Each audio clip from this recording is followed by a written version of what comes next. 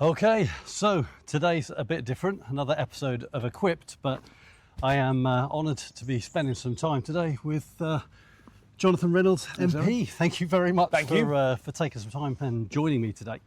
I know you're a very, very busy man, and I just thought it would be interesting because we spend a lot of time talking about emotional intelligence, well-being in various sectors, so in organisations. Talked about it in schools, we talked about artificial intelligence, and, security and those kinds of things. But one of the things I thought would be interesting is to speak to you about your role in government, because from an emotional intelligence view, that's interesting, but also your role from a governmental point of view and on where we are from an emotional intelligence, psychological safety and well-being point of view in society. So I think first of all, though, not everybody knows who you are. So can you tell us who you are? Yeah, I'm Jonathan Reynolds. I've been the MP here in Stalybridge and for Hyde, Mosley, Duckenfield and Longdale for 16 years now, 5 general elections. And when Labour won the election in 2024, I was a member of the Shadow Cabinet, so I became one of the Cabinet Ministers, the Secretary of State for Business and Trade. And in the last reshuffle, I became the Chief Whip, which is a job probably people have heard of before, but don't really know what it does. But basically, the Chief Whip is responsible for lots of things, including really how a government does what it says it was going to do. How does that agenda get through Parliament? Right. And at the same time, it wouldn't be quite right to describe it like this, but in terms of if there's a kind of HR function in a parliamentary party in the House of Commons, it would sort of fall to the Chief Whip. Now that might be people needing help with their security arrangements, it could be pastoral, it could be political problem. You're kind of the only bit of the system that comes to. And of course, you're not, these people don't work for me, I'm not their employers. It's not like that sense, but it's quite an important role in terms of how you relate to those colleagues and your availability to them. Right, okay, so I mean, that sounds like a big job.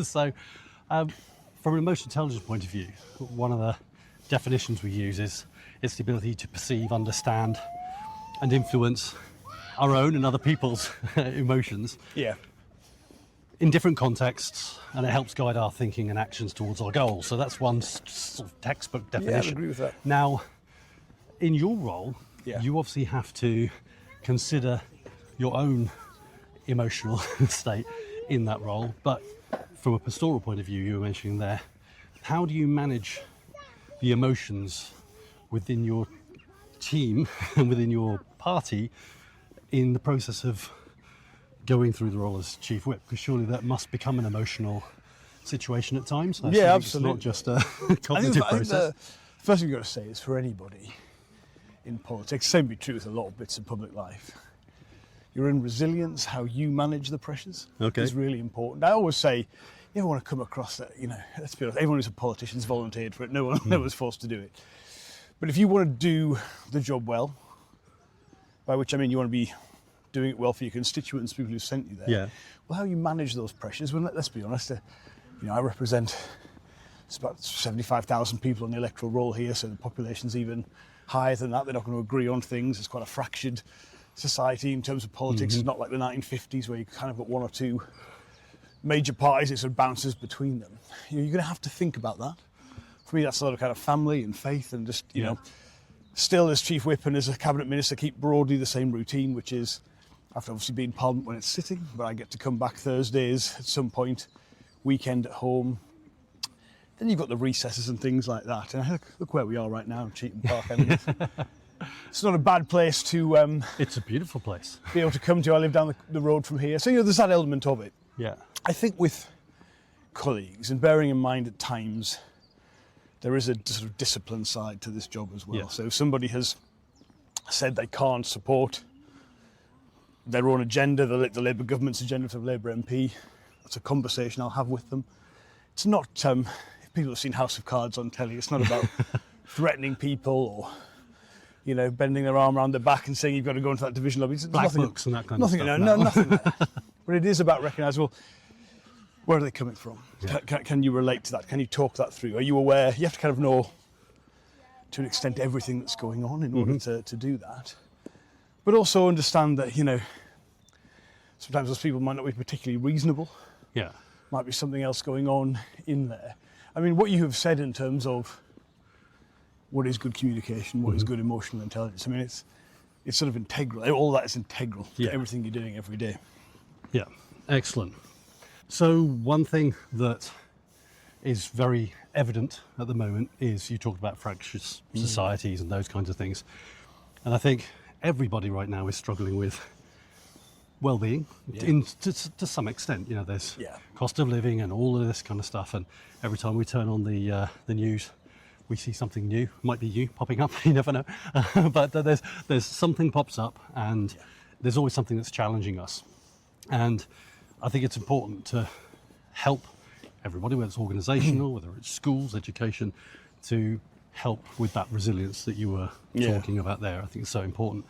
And where do you think society needs to go with regards to well-being of society? It's a big question. I'll go big and then we'll go smaller. But how do we help the well-being of society, given that we're constantly being bombarded with social media that is typically negative? You know, we typically only hear about the bad stuff that's going on. How do we manage a society that's being bombarded by that? I think that's true, and at the heart of what you said in that introduction, I mean, on the pressures people are under. Look, the last 20 years now have seen, by historical standards, a real squeeze on living standards in the UK. Economy's not grown as you'd expect. I think it's important to say that what we see in the UK is actually pretty much evident in every other major developed country. So there's something going on here wider than the UK. Yeah. I think one of the things that has become genuinely harder for anyone, okay, not just a politician, you might be might work in a school, you might be a civil servant, you might be work in the NHS or whatever, is that the nature of how people get their information has changed massively. That's the social media aspect. And if you show an interest in something, the algorithm gives you more of that. Kind of understandable. They want to get that content out. But it's become the case that you might now talk to somebody, and rather than kind of, if you've got a very different political view from you, you know exactly kind of where that's coming from. You have, you know, an area like this has traditionally been held by the Labour Party, but a lot of Conservative people live here. You're used to these conversations on a day-to-day basis. But now they might have seen something online, completely false, or perhaps has some element of truth, but it's been sensationalised or whatever. Yeah. And that, you know, they assume you've seen it too, talking about it like it's fact, and you're trying to sort of, before you even get to that exchange of ideas, trying to say, look, let's just talk as two people here. Yeah. Let's not be angry with each other. Let's just, you care about this enough to tell me about it, so why don't we talk about it? And that's so different from the days, even when I was, you know, relatively young. I was on the council here in Tameside. You'd knock on a door, kind of traditional, you know, I'm a Conservative son, or I always vote Labour son. You get that. And I think that is, there's no point just saying it's bad. It's like how we're going to get through this. Right? I still, even though I'm, you know, Cabinet Minister, will do most Saturdays an hour a bit more, knocking on doors, canvassing. Old style. I still think there's worth in that, just to get that human connection, especially people seeing you on the telly, but they want to know. It's nice to have that interaction with you doing it. But I do think we've probably got to think about, where do all of us want this to go? Like, are we happy with a kind of Wild West information? I mean, I'd put it this way: if you could explain what social media gives us to a previous generation, would you think we were using it for the maximum benefit that could come from that? You know, is it that we say, God, that's an amazing way to communicate with so many people? That must be doing brilliant things. I'm not sure it always is. I don't want to go back to any nostalgic, you know, day when it didn't exist, but I think in some ways it's making us kind of less human in how we interact with each other. There is still, as a Member of Parliament, an incredible difference between communication online and in person. Right. Even to the point where you can meet someone who's, you know, might have posted a very angry comment on something you've seen. You meet that person in real life, they're totally different. Yeah. Totally different. And you can look, you know, see a reaction to an issue locally or whatever online, wow. And you go out and it's just very different. And of course some of that there's kind of misinformation, bots and things like that. But still I find that a genuinely interesting thing, that when we're together face to face, we're finding a better way to talk about stuff. Definitely.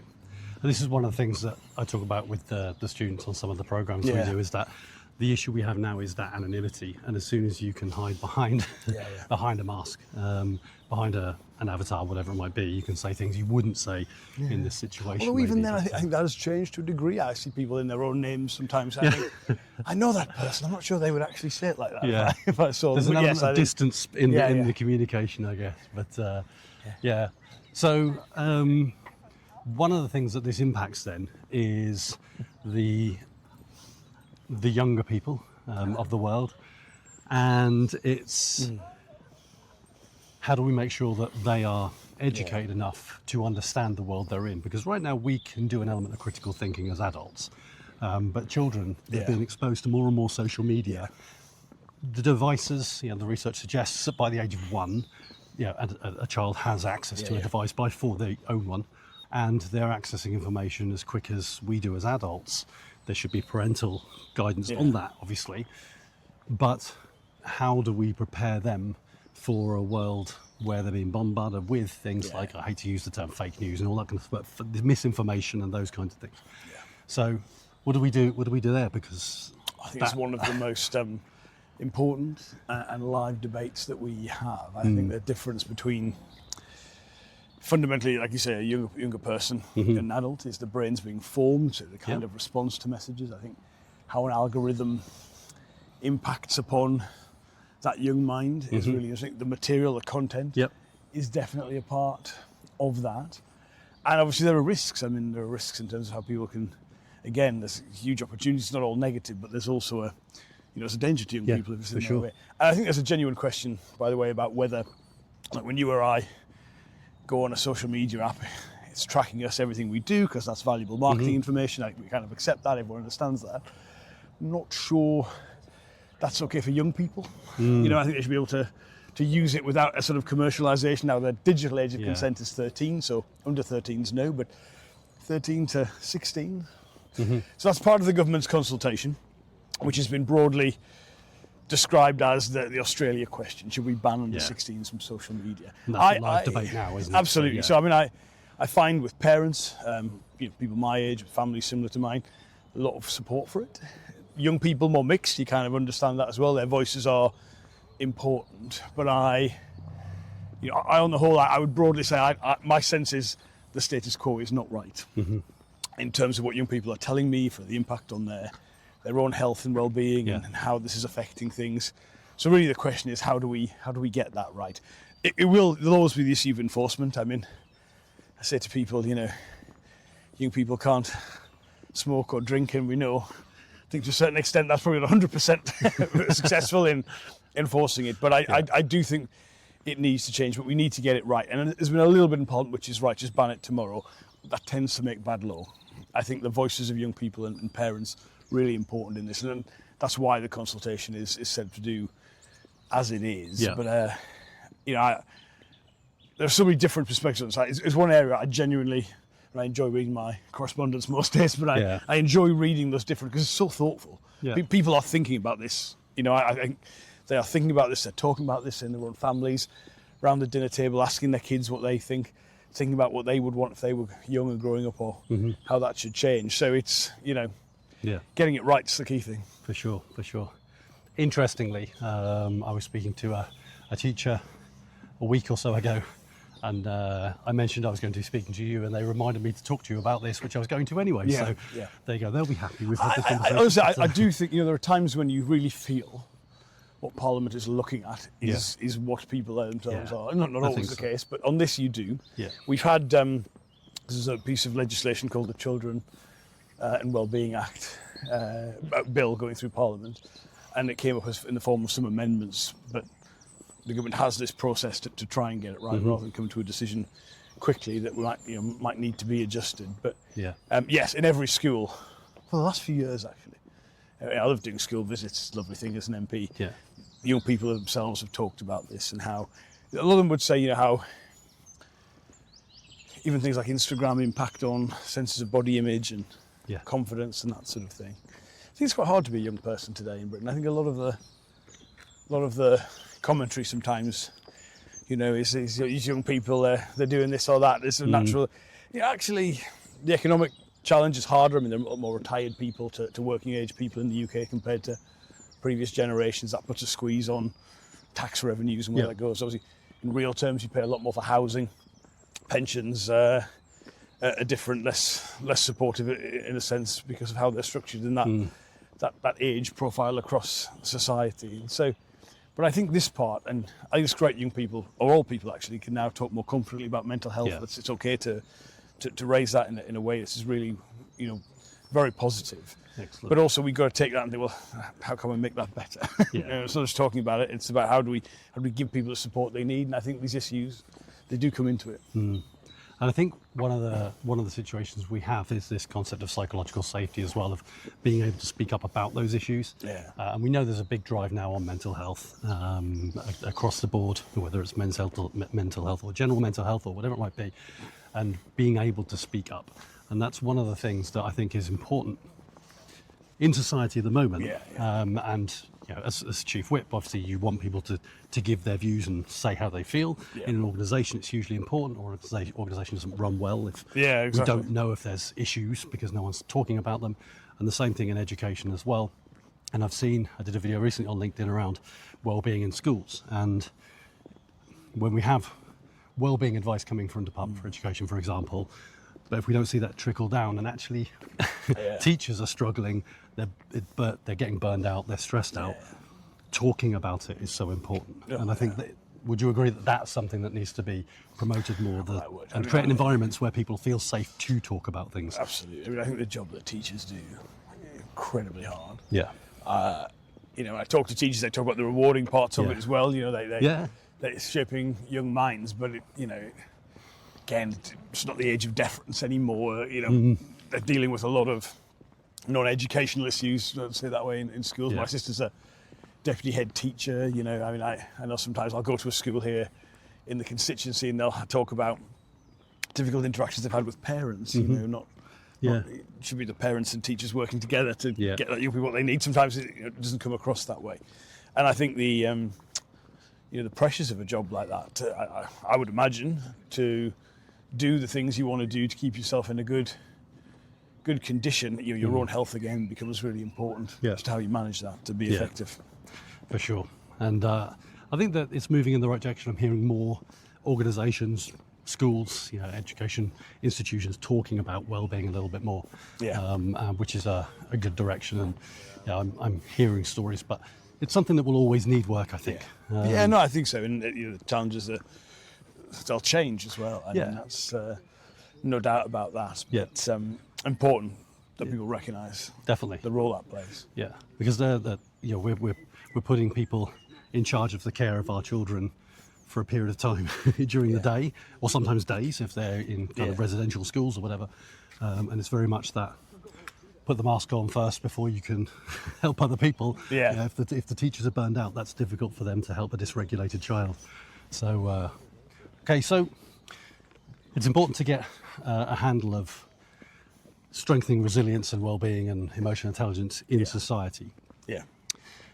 I think a question I'd like to ask you then is sort of thinking ahead. It's difficult in politics to think that far ahead, I appreciate, but what would a great society be with well-being?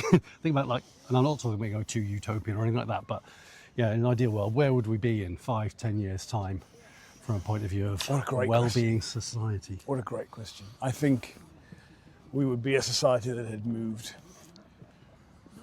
quite some way in our understanding of, is healthcare just acute care when things have gone wrong, to recognising the kind of things that we're talking about. What does society today mean? What does social media mean? Be more isolated, less, we've got a lovely view here people could see of the town of Stirlingbridge where we both live, and you get a sense here of what this town was, which was some major employers. Everybody worked into one of those employers. You had the big church, you got all the churches here, big gatherings, and so these kind of society was built around that. And again, it's not about the golden age of the past or anything like that, but of course there was support for people within those structures that are different now. And I sometimes feel we're not the past, but we haven't quite figured out the future in terms of how to support people around that.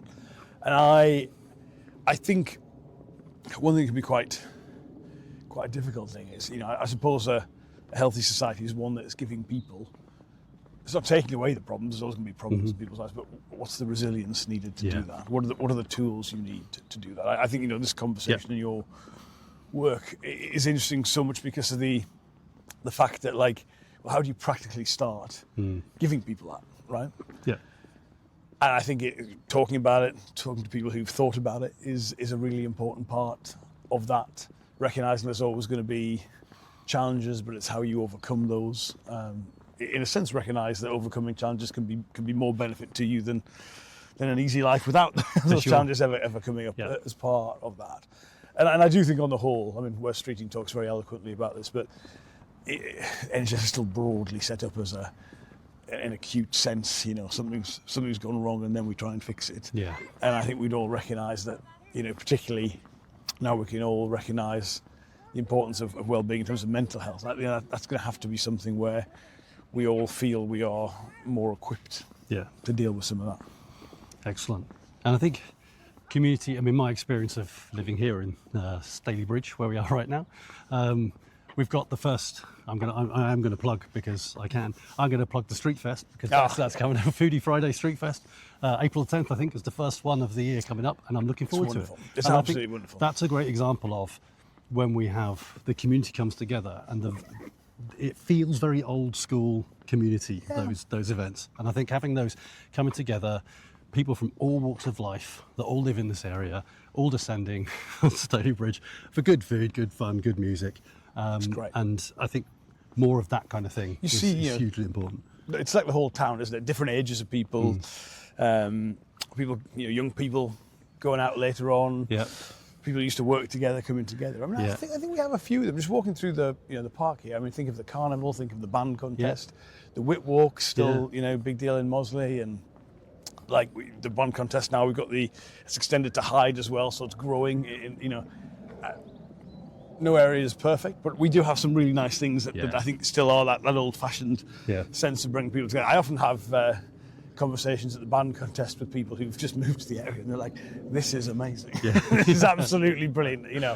We heard this was a thing around here, and everyone could play a musical instrument in a brass band, but it is there. And I think that is important. I mean, I jokingly said once I was business secretary, I wish more people went down the pub about, which I mean, I don't want everyone to be drinking more, but I think there are things about people's well-being just coming together, having a bit of social time together. Like it's not just leisure; it actually has a role that's really positive in people's lives to get right. And recognising that is important. Definitely. Here's to community. That's what I say. Yeah. But thank you very much for your time, Jonathan. I really appreciate the walk and talk, and what a brilliant day we've had for it. This is maybe one of the nicest days weather-wise that we've had of the year. There's been a few days recently this month that wouldn't have been quite nice to walk through the park doing a podcast but this is lovely. And thank you very much for the invitation. It's really nice to do this, and very, I think, important but also thoughtful set of things to think about. Great. Thank you very much. Thank you.